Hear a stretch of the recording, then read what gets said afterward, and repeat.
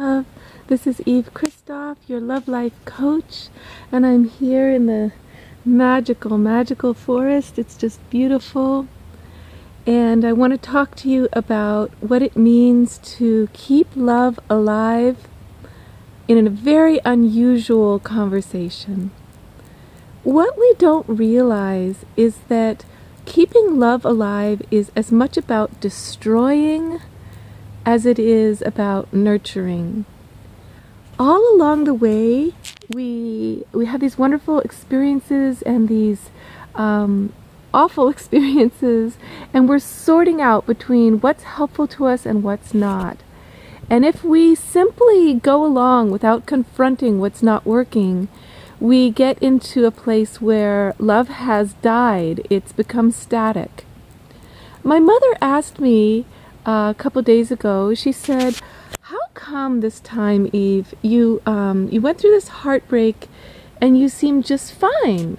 She says, "Other times I've seen you be completely smashed and unable to function for months on end. And this time," she says, "you just seem better afterwards, and it's so strange because you love this person more than you have anybody." And I was trying to understand what was the difference this time, what happened. Well, I figured it out for you and me, okay? In the past, when a breakup was happening between me and somebody, I would be attached to what was, attached to who we had been and who we were, that was so beautiful that I wanted to still be. I was not in touch with the fact that I had changed, they had changed, and what I really want is to be authentically alive in my own energy. And if that wasn't possible, there was no reason to stay in that dynamic or that relationship.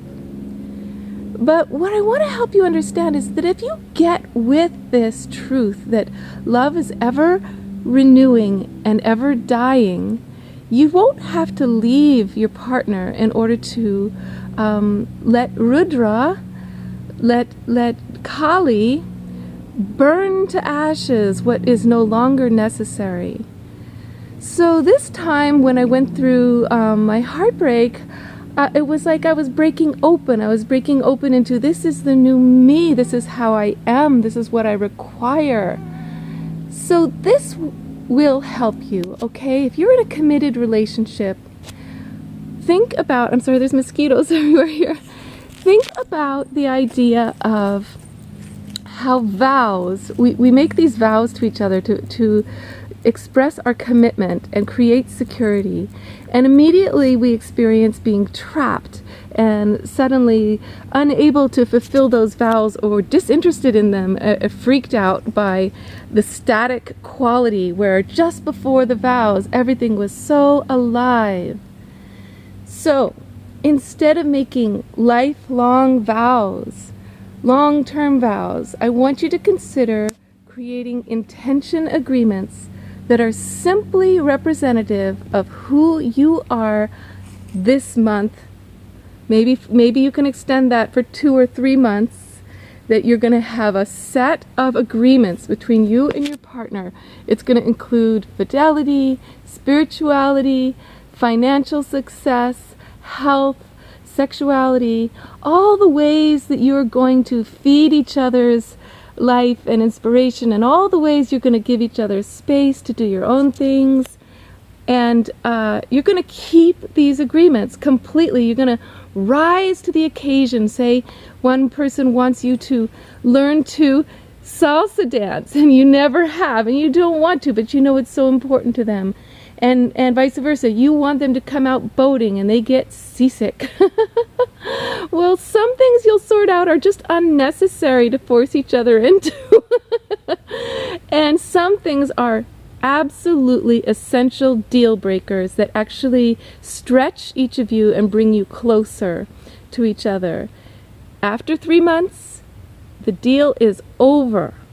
The sacred contract, the intention agreement has to be remade. You are new people. You must destroy it. Start anew. A good example are these videos right now. Every time I make a couple of videos, they fill up my phone. And the only way to give them to you is I have to destroy them. I have to take them off my phone, into the trash after I send them to YouTube, and then there's room for more. It is the act of birth includes death. It includes letting go. So does the act of conscious loving, okay? So just enjoy the death aspect. And remember, it's always a doorway into new life. It's always the doorway into your heart opening again, into a higher level of sexual intimacy. Just die to it. Let the truth come forth.